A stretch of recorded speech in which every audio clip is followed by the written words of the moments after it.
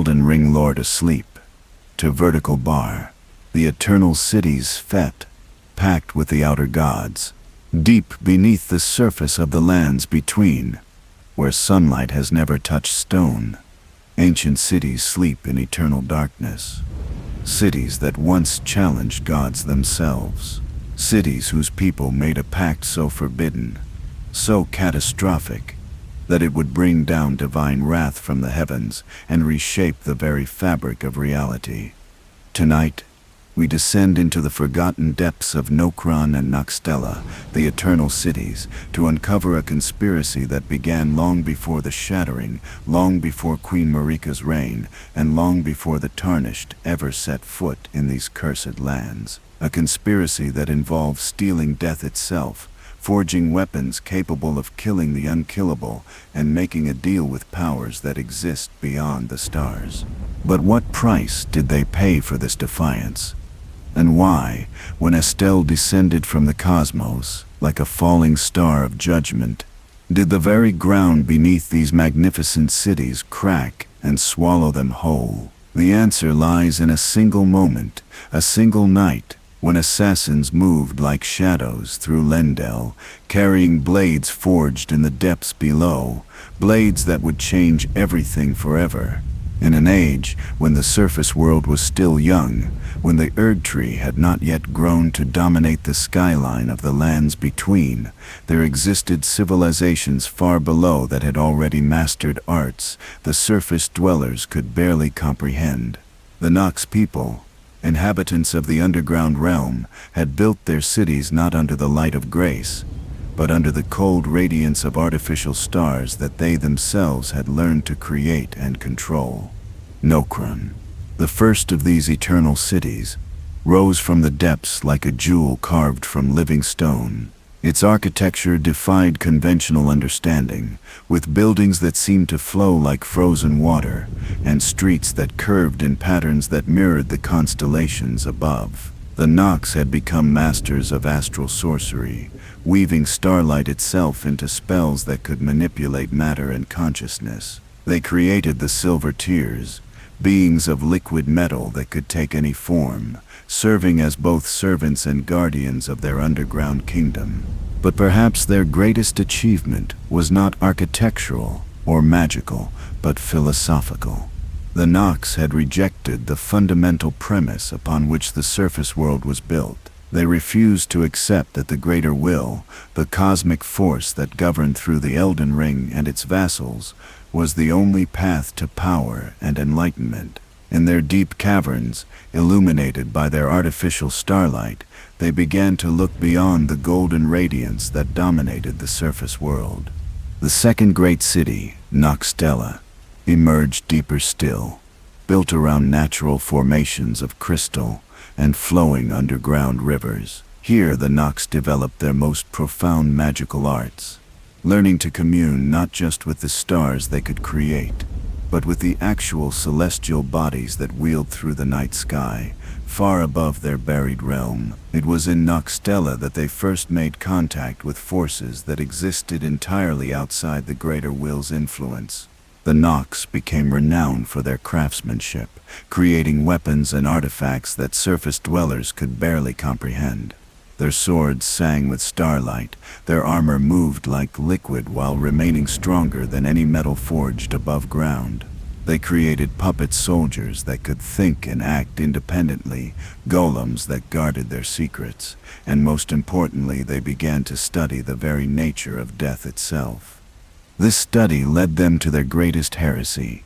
In the deepest forges of their cities, using techniques that married their mastery of starlight with forbidden knowledge gleaned from cosmic forces beyond the stars, they created something that should never have existed: the Fingerslayer Blade, a weapon specifically designed to harm and kill the two fingers, those cosmic intermediaries through which the greater will communicated its desires to the mortal realm.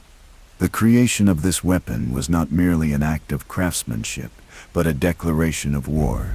The Nox were announcing their intention to sever the connection between the heavens and the earth, to break the chains that bound all life in the lands between to the will of a distant cosmic entity. They were preparing for the ultimate act of defiance. As their power grew and their understanding deepened, the Noks began to attract attention from the surface world. Scholars and sorcerers, who had grown disillusioned with the Golden Order's restrictions, began to find their way into the underground cities, sharing knowledge and adding their own expertise to the Noks' growing arsenal of forbidden arts. Among these surface dwellers were members of the royal bloodlines, individuals with their own reasons for questioning the divine authority that ruled above. It was during this time of growing influence and expanding knowledge that the Noks made their most fateful decision. They would not simply exist in opposition to the greater will. They would not be content to remain hidden in their underground realm, practicing their arts in secret. They would actively work to bring down the entire system that held the surface world in thrall. But to accomplish such an ambitious goal, they would need allies, powerful allies, allies who existed beyond the reach of the greater will's influence. They began to reach out across the cosmos, sending their consciousness beyond the stars, seeking contact with the outer gods that dwelt in the spaces between worlds. And in the cold depths of space, something answered their call, something ancient and patient, something that had been waiting for exactly this opportunity to extend its influence into the lands between. The pact that would doom them all was about to be born. The first whispers came during the deep meditations, when Noks sorcerers pushed their consciousness beyond the boundaries of their underground realm and into the vast emptiness between stars. What they discovered there defied everything the surface world believed about cosmic order. The greater will was not alone in the void. Ancient intelligences drifted through the darkness, entities so alien that even perceiving them required fundamental changes to mortal understanding. Among these outer gods, one presence stood apart from the others, cold where others burned with chaotic energy, patient where others raged with incomprehensible desires, methodical where others existed in states of pure entropy. This was the power that dwelt behind the dark moon, an intelligence that had watched the rise and fall of countless civilizations across the cosmos, waiting for the right moment to extend its influence into new realms. The dark moon's emissaries did not speak in words or images, but in concepts that settled into the minds of the Noks like seeds of ice. They offered knowledge that the greater will had deliberately withheld, secrets about the true nature of reality, the artificial limitations placed upon mortal existence, and most tantalizing of all, the possibility of genuine freedom from cosmic tyranny. But this knowledge came with a price, as all such gifts inevitably do. The lunar bloodline had already established roots in the surface world through careful marriages and strategic alliances spanning generations. Ranni's ancestors understood something that other royal houses had missed entirely. True power did not flow downward from the Ur tree and its golden grace. It existed in the spaces between established order, in the cracks and shadows where official doctrine held no sway. They had been quietly preparing for centuries, building networks of influence while maintaining the appearance of loyal vassals to Queen Marika's regime. When the Noks made contact with these surface allies, the convergence created possibilities that neither group could have achieved alone. The underground cities possessed the technical knowledge and magical expertise needed to challenge divine authority directly. The lunar bloodline provided access to the surface world's power structures and the political understanding necessary to orchestrate change from within. Together they began planning something unprecedented in the history of the lands between. The first phase involved establishing secure communication channels between the depths and the surface. Noks messengers, skilled in the arts of concealment and misdirection, began making regular journeys upward, carrying information and receiving instructions. These weren't simple meetings between conspirators, but carefully orchestrated exchanges of knowledge that slowly built a comprehensive understanding of their enemy's strengths and vulnerabilities. The greater will's power structure, they discovered, relied heavily on a relatively small number of critical components. The two fingers served as communication relays, translating cosmic will into comprehensible instructions for mortal agents. The Elden Ring itself functioned as both symbol and reality of divine law, its runes defining the fundamental rules by which existence operated. And most importantly, the system depended on the unwavering faith of its mortal servants, their absolute conviction that no alternative to the current order could possibly exist. Each of these dependencies represented a potential point of failure. If the communication system could be disrupted, the greater will's ability to respond quickly to threats would be compromised. If the Elden Ring could be damaged or altered, the very foundations of reality might become malleable. And if doubt could be introduced into the minds of key believers, the entire structure might collapse from within. But the conspirators understood that half measures would not suffice. The greater will had survived countless challenges over eons of existence. It had weathered rebellions, absorbed competing philosophies, and eliminated threats with the patience of a cosmic intelligence that measured time in geological ages rather than mortal lifespans. Any attack would need to be so devastating, so fundamentally destructive, that recovery would be impossible. This realization led them to their most dangerous decision. They would not merely wound the current system.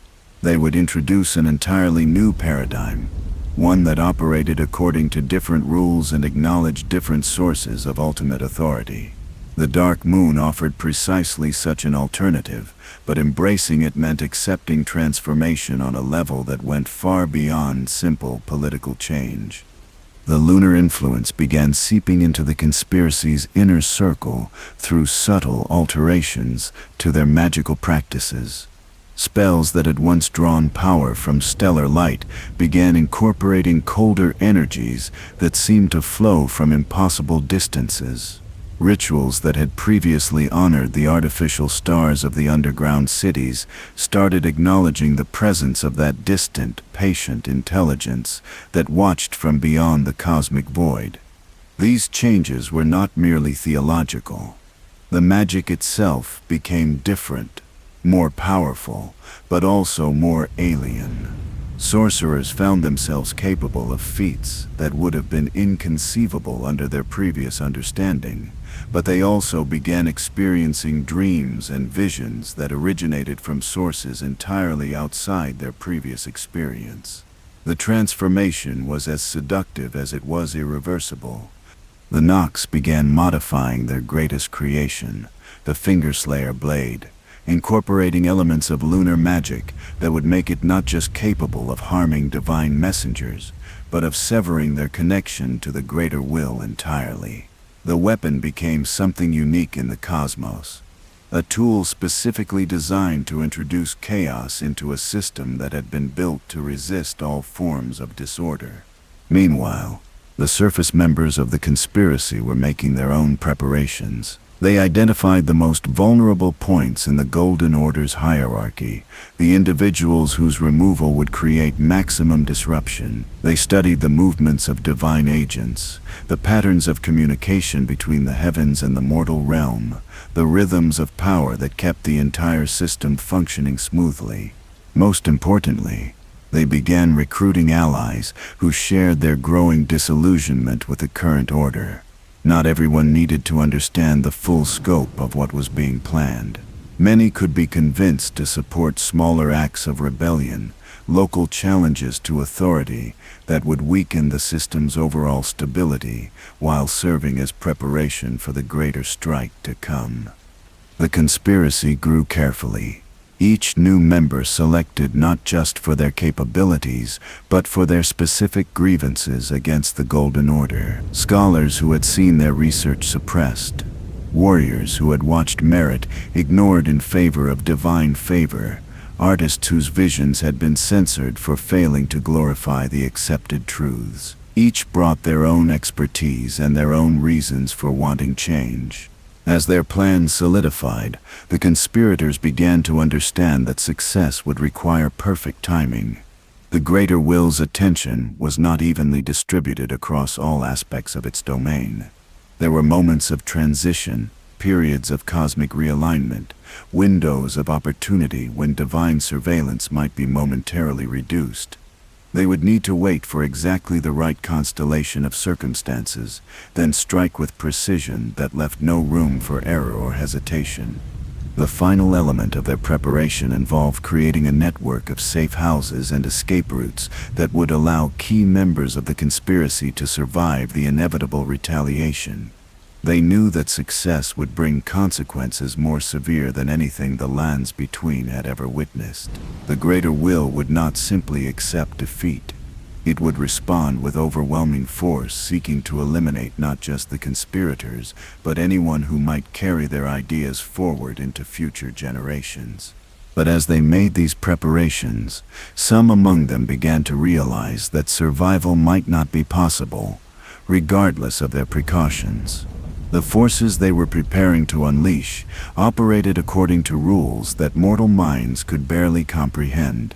The Dark Moon's patience came with expectations, and those expectations might prove more costly than the tyranny they sought to escape. The Pact was almost complete. All that remained was choosing the moment to act, and the target whose death would announce to the cosmos that the age of the greater will's unchallenged dominion had finally come to an end. The selection of Godwyn the Golden as their primary target was not made lightly or in haste. Among all the demigod children of Queen Marika, he represented something that the other royal offspring could not claim: genuine beloved status among the people of the lands between. While Radon conquered through strength, and Rykard pursued power through consumption of forbidden knowledge, Godwyn had earned his position through deeds that even his enemies acknowledged as heroic. His victory over the ancient dragons had not been achieved through simple conquest, but through a combination of martial prowess and diplomatic wisdom that transformed enemies into allies. The peace he forged with Fortisax and the other great worms had lasted for generations, creating stability in regions that had previously known only conflict. He embodied the Golden Order's highest ideals while somehow managing to avoid the corruption and excess that plagued many of his divine siblings. This made him the perfect victim for their purposes. His death would send shockwaves through every level of society in the lands between. The common people would mourn the loss of their champion. The nobility would recognize that if someone as protected and beloved as Godwyn could be killed, none of them were safe. Most importantly, Queen Marika herself would be forced to confront the possibility that her children, the living symbols of her union with Radagon and the greater will's favor, were not beyond the reach of mortal conspiracy. But choosing Godwyn as their target created complications that went far beyond simple assassination. He was not merely a political figure, or even a military leader. He was a fundamental component of the cosmic order itself. A demigod whose existence helped maintain the delicate balance between mortal and divine realms. His death would create ripple effects that might destabilize reality in ways even the conspirators could not fully predict. Ranni understood this better than anyone else in the conspiracy, which was why her personal sacrifice became necessary. The ritual they had developed, drawing on knowledge provided by the Dark Moon and implemented through Nox's magical techniques, required a very specific type of spiritual resonance. To kill a demigod's soul while leaving his body intact, they needed to create a metaphysical anchor point, something that could contain and redirect the cosmic energies that would be released during the assassination. The solution was as elegant as it was horrifying. Ranni would allow her own physical form to be destroyed at the exact moment that Godwyn's soul was severed from existence. The symmetry would create a balance that might prevent reality itself from unraveling in response to such a fundamental violation of natural law. Her consciousness would survive, bound to her dull body through techniques learned in the deepest vaults of Nokstella, but her original flesh would be consumed by the same forces that erased Godwyn's spiritual essence. The Black Knife assassins, chosen to carry out the actual deed, were not random selections from the Nox population. They were volunteers who had undergone years of preparation, both physical and spiritual, for this single night of action. Their bodies had been modified through ritual scarification and alchemical treatments that allowed them to channel energies from the dark moon without being destroyed by the contact. Their minds had been trained to maintain focus and purpose, even when confronted with phenomena that would drive ordinary mortals to madness. Each assassin carried weapons forged specifically for this mission. Blades that incorporated fragments of the original Fingerslayer Blade, along with metal that had been exposed to lunar influences for entire cycles of the underground stars. These were not mere daggers, but instruments of cosmic significance, tools capable of cutting through the barriers between different planes of existence. The theft of the Rune of Death from Malekith represented perhaps the most dangerous aspect of their entire plan. The Black Blade, Queen Marika's shadow, and the Keeper of Destined Death itself, was not simply a guardian, but a living embodiment of the cosmic principle that governed the transition between life and whatever lay beyond. Approaching him required strategies that went far beyond conventional stealth or combat techniques.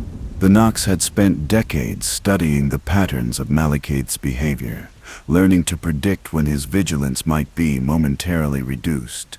They discovered that certain astronomical alignments created windows of opportunity, brief periods when the boundaries between different aspects of reality became thin enough to allow for actions that would normally be impossible.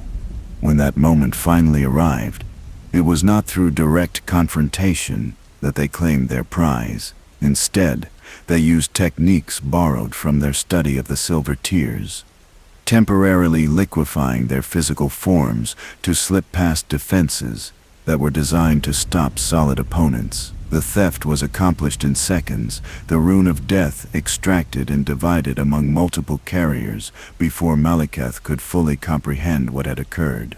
The night itself unfolded with clockwork precision that spoke to years of meticulous planning. As Godwyn walked through the gardens beneath Lendel, following routines that he had maintained for decades, the assassins moved into position around him like shadows given substance. They did not attack immediately, instead waiting for the exact astrological moment when the dark moon's influence would be at its strongest in the mortal realm. The first strike came not from blade or spell, but from the ritual itself. Reality around Godwyn began to shift as the stolen Rune of Death activated, creating a sphere of altered existence where the normal rules governing life and mortality no longer applied. Within this bubble of cosmic wrongness, the assassins became something more than mortal, their bodies serving as conduits for forces that existed beyond the understanding of anyone who had not made direct contact with the outer gods. Godwyn's response was immediate and powerful, his demigod nature allowing him to perceive and react to threats that would have been invisible to lesser beings. But the conspiracy had prepared for his abilities, studying his combat patterns and developing countermeasures for every technique he might employ. More importantly, they had timed their attack to coincide with the moment of Ranni's sacrifice, ensuring that his divine power would be fighting on two fronts simultaneously. The actual killing was over in moments, but those moments contained eternities of consequence. As the black knife pierced Godwyn's flesh and the Rune of Death activated, his soul was not simply severed from his body, but erased from existence entirely. At the same instant, hundreds of miles away, Ranni's physical form was consumed by energies that had never before touched the mortal realm. Her consciousness transferred to her dull body through techniques that created permanent alterations to the fundamental structure of reality in the lands between.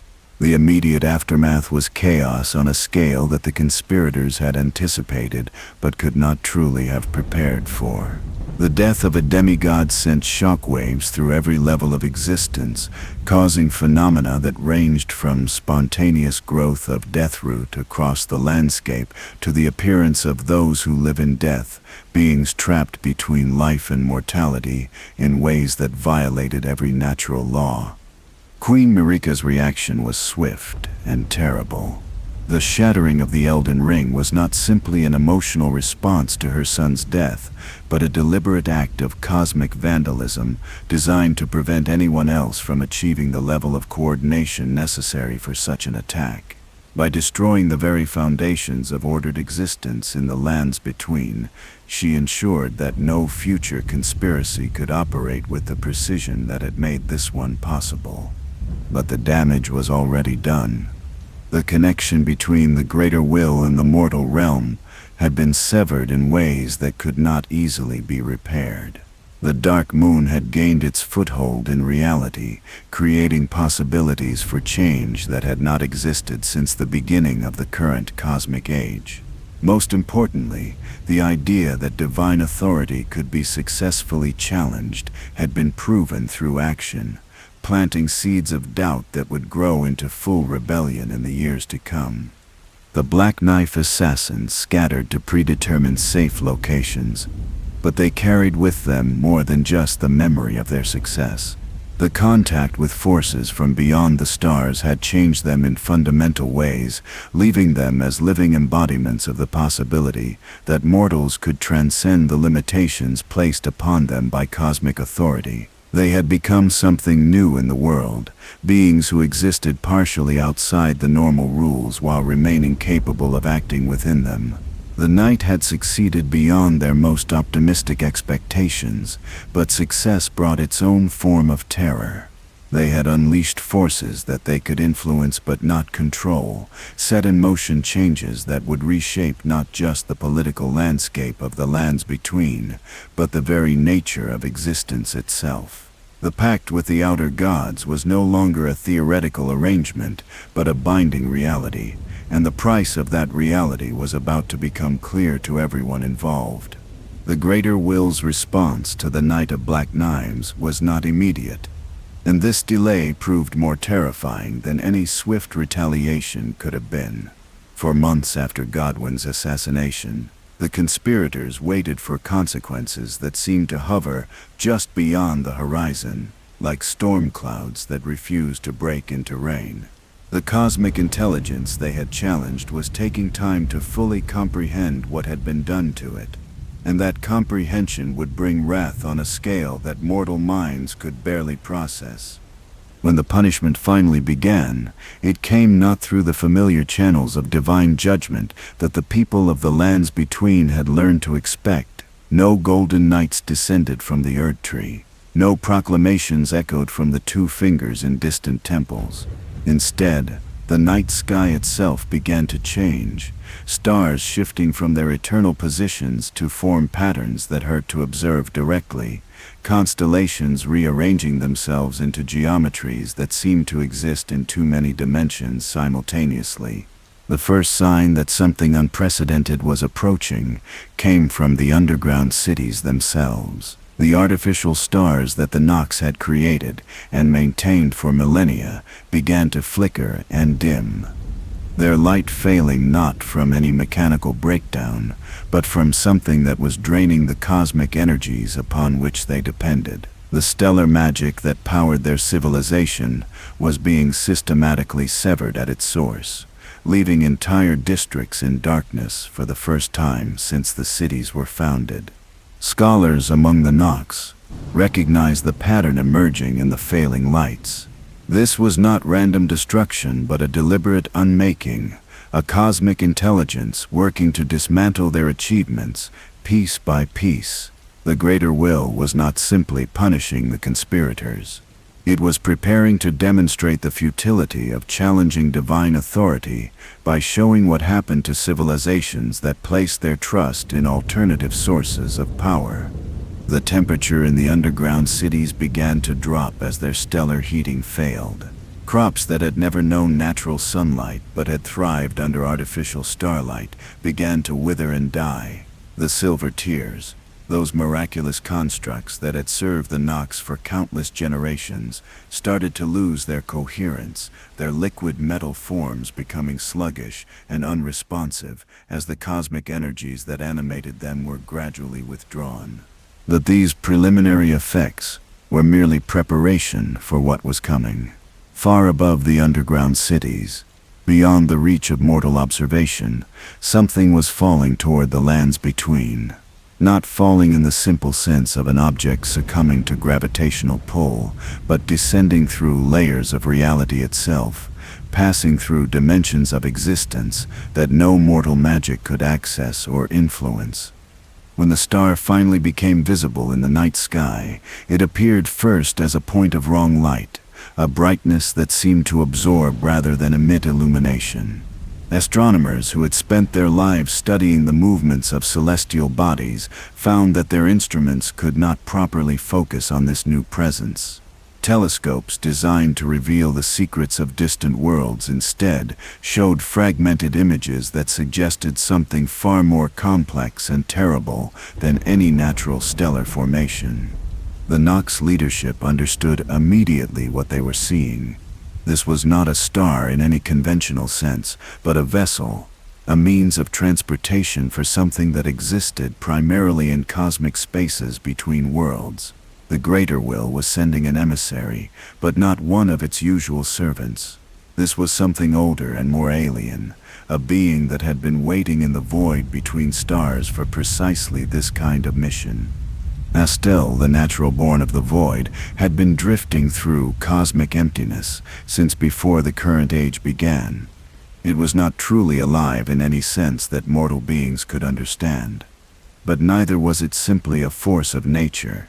It existed as a convergence of cosmic principles that had been given purpose and direction by an intelligence vast beyond mortal comprehension. It had destroyed civilizations before, always at the command of the Greater Will, always as punishment for those who had dared to seek power from sources beyond approved cosmic authority. As Astel approached the lands between, its presence began to affect reality in ways that transcended simple physical destruction. The boundaries between different planes of existence became unstable wherever its influence reached.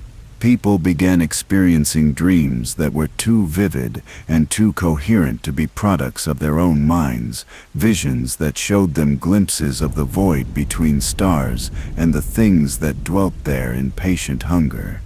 The underground cities felt the approaching catastrophe through subtle changes in the behavior of their remaining magical systems. Protective wards that had functioned perfectly for thousands of years began to falter.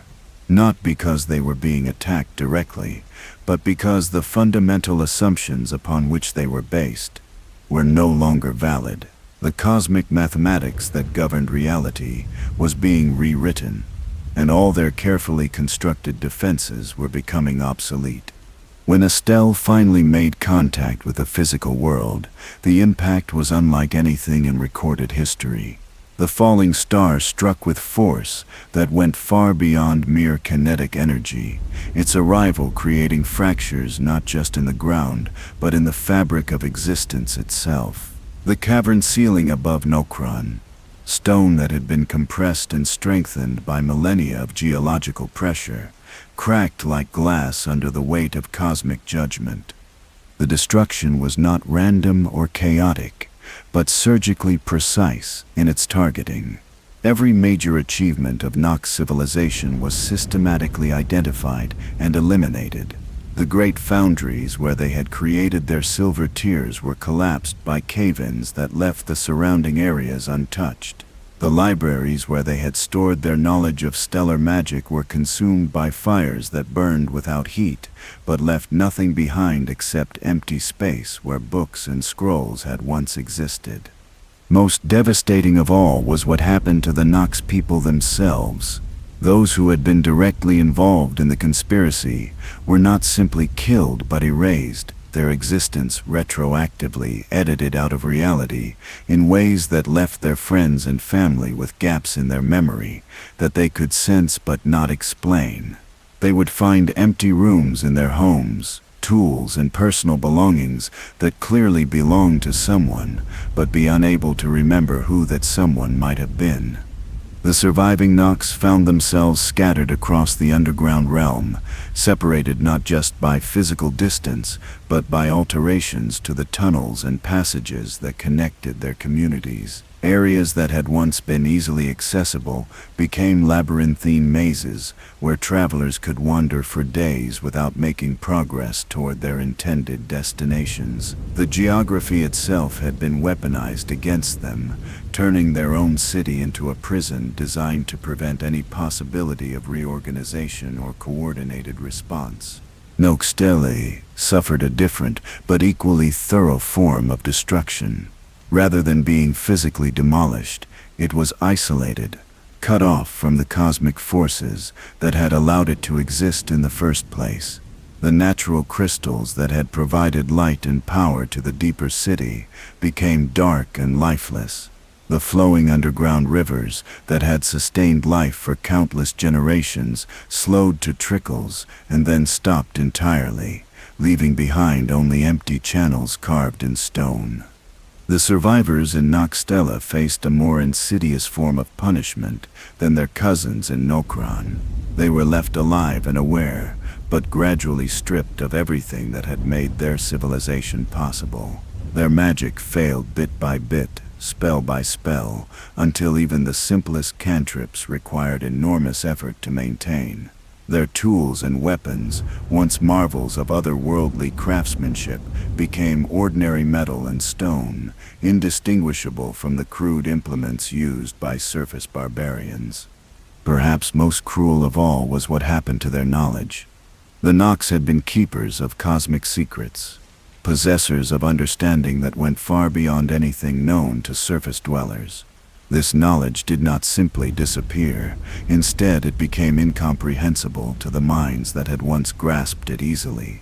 Scholars who had spent lifetimes mastering stellar mathematics found themselves unable to perform calculations that had once been as natural as breathing. Sorcerers who had wielded the power of artificial stars discovered that the spells they had known for decades now produced nothing but weak sparks and dissipating smoke. The greatest irony of the divine punishment was that it demonstrated the very principles the Noks had been trying to escape.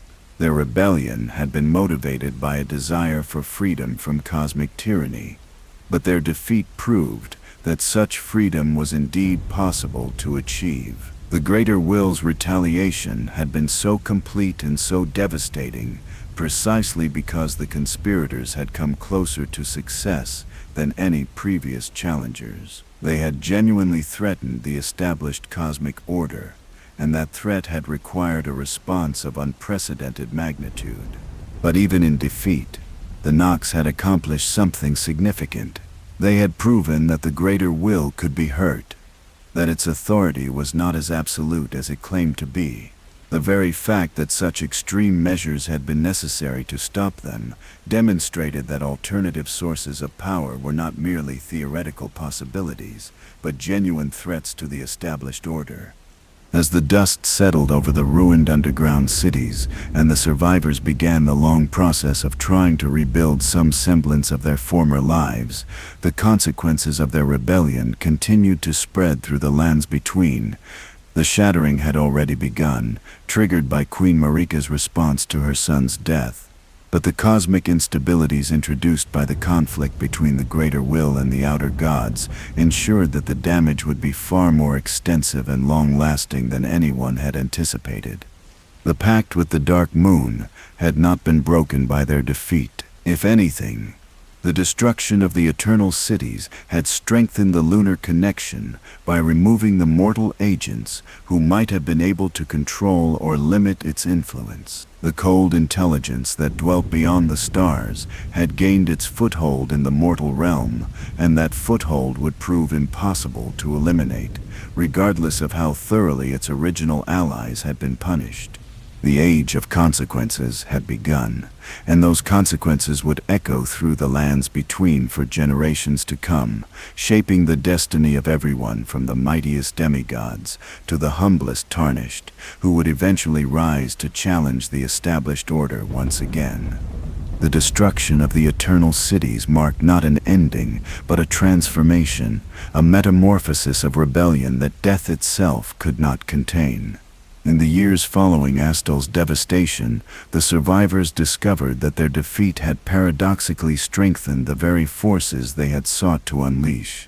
The Dark Moon's influence, no longer filtered through mortal intermediaries, began seeping directly into the fabric of reality throughout the lands between. Ranni's survival became the living embodiment of this paradox. Her consciousness, preserved within the doll body crafted through Nok's magical techniques, represented something entirely new in the cosmic order. She was neither fully mortal nor properly divine, existing in a liminal space that the greater will's authority could not easily reach. Her very presence proved that the assassination plot had succeeded in ways its architects had never fully comprehended. From her tower in the Raya Lucaria region, Ranni began gathering the scattered remnants of the conspiracy, while simultaneously pursuing her own understanding of what they had collectively unleashed. The lunar magic that flowed through her transformed existence granted her insights into cosmic mechanics that went far beyond anything the original Nok scholars had achieved. She could perceive the connections between different planes of reality, the channels through which influence flowed between the mortal realm and the spaces beyond the stars. What she discovered there both thrilled and terrified her. The Dark Moon had not been content to simply establish a foothold in the lands between. It was actively working to reshape the entire cosmic infrastructure, replacing the greater will's rigid hierarchies with something far more fluid and dangerous. The process was slow, measured in decades rather than years, but it was inexorable in ways that suggested careful planning across vast spans of time. The Tarnished, who eventually arrived in the lands between, found themselves walking through a world that had been fundamentally altered by events they could barely understand. The guidance of grace that led them forward operated according to rules that seemed to change without warning. Areas of the landscape exhibited properties that defied conventional understanding of how reality was supposed to function. Most significantly, they encountered beings and phenomena that clearly originated from sources beyond the established cosmic order. Those who live in death represented the most visible consequence of the conspiracy's success. These creatures, trapped between life and mortality by the cosmic disruption caused by Godwyn's assassination, served as living proof that the natural order had been permanently damaged. They were not simply undead in the conventional sense, but beings whose existence violated the fundamental principles upon which reality was constructed. Each encounter with these impossible creatures reminded everyone in the lands between that the old certainties were gone forever. Death no longer meant the same thing it had before the Night of Black Knives. The boundaries between different states of existence had become permeable in ways that created new possibilities, alongside new terrors. Magic users discovered that spells which had once required years of study to master could now be learned in weeks. But they also found that the power they wielded carried unpredictable side effects that seemed to originate from cosmic sources entirely outside their control or understanding. The death root that spread across the landscape served as another visible reminder of the conspiracy's lasting impact. This strange vegetation grew not from soil or sunlight, but from the cosmic instabilities introduced by Godwyn's soul death. It created pockets of altered reality, where the normal rules governing plant and animal life no longer applied. Scholars who studied these areas reported that time itself seemed to flow differently within deathroot groves, with some expeditions lasting what felt like hours but emerging to find that days had passed in the outside world. But perhaps the most significant legacy of the Eternal Cities Pact was the way it had changed the fundamental relationship between mortals and cosmic authority. Before the conspiracy, the Greater Will's dominance had been so complete that alternative sources of power were literally unthinkable for most inhabitants of the lands between. The successful assassination of a demigod using weapons and techniques derived from outer god influence had shattered this conceptual limitation permanently. The tarnished who rose to challenge the established order found themselves operating in a world where such challenges were not only possible, but actively supported by cosmic forces that had previously been locked out of the mortal realm. The guidance of grace that led them forward was itself evidence of this change, operating according to principles that seemed to acknowledge multiple sources of divine authority rather than the monolithic control that had characterized the previous age. When the most ambitious among the tarnished finally reached the point of claiming the Elden Ring for themselves, they discovered that their options extended far beyond simply repairing the existing system. The Age of Stars ending that Ranni offered represented the ultimate fulfillment of the conspiracy that had begun in the depths of Nokron centuries earlier. It was the complete replacement of the Greater Will's authority with something fundamentally different, the transformation of the lands between into a realm that operated according to lunar principles rather than solar ones. This transformation was not merely political or religious, but ontological, changing the basic nature of what it meant to exist in the mortal realm. Under the Greater Will's influence, reality had been stable and predictable, governed by laws that rarely changed and could be understood through careful study. The Age of Stars promised something far more dynamic and dangerous, a reality that would shift and evolve according to principles that mortal minds could influence but never fully comprehend. The cold light of the dark moon that would replace the warm radiance of the Erdtree represented more than just a change in cosmic leadership. It symbolized a fundamental shift from order based on rigid hierarchy to order based on constant transformation. Under such a system, the very concepts of permanent authority and unchanging truth would become obsolete, replaced by a reality where power flowed according to patterns that could be learned but never mastered. For the surviving Noks scattered throughout the underground realm, this prospect offered both redemption and terror. Their ancestors' sacrifice had not been in vain, but the price of success was turning out to be far higher than anyone had anticipated. The Dark Moon's influence was reshaping not just the political landscape but the basic structure of consciousness itself, creating new forms of awareness that were as alien as they were powerful.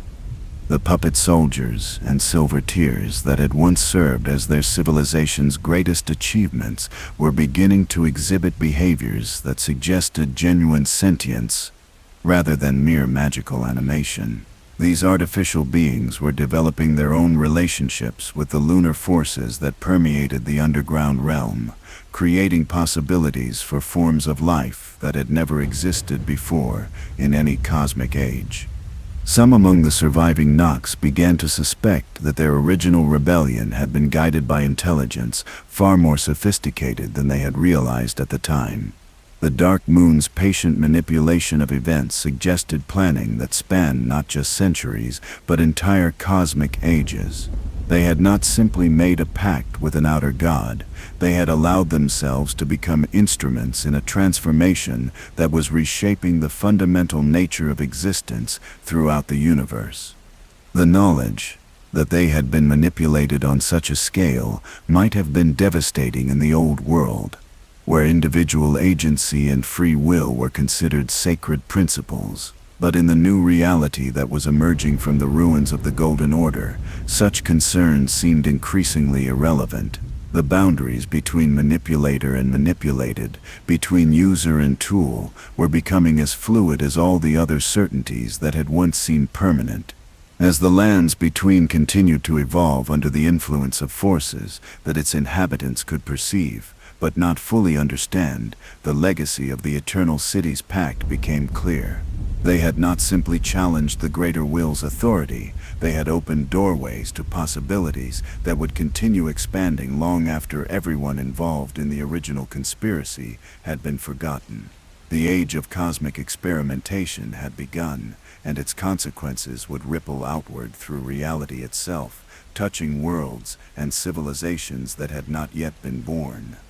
The price of defying gods had turned out to be transformation into something that transcended the very categories of mortality and divinity that had defined the previous age. Whether this transformation represented liberation or a more subtle form of enslavement remained to be seen, but there was no longer any possibility of returning to the comfortable certainties of the world that had existed before the Night of Black Knives. The pact had been fulfilled, but its fulfillment marked not the end of the story, but the beginning of possibilities too vast and strange for any mortal mind to fully comprehend. In the cold light of the dark moon, everything would be made new, and that newness would carry both the promise of unprecedented freedom and the terror of existence, without limits or guarantees.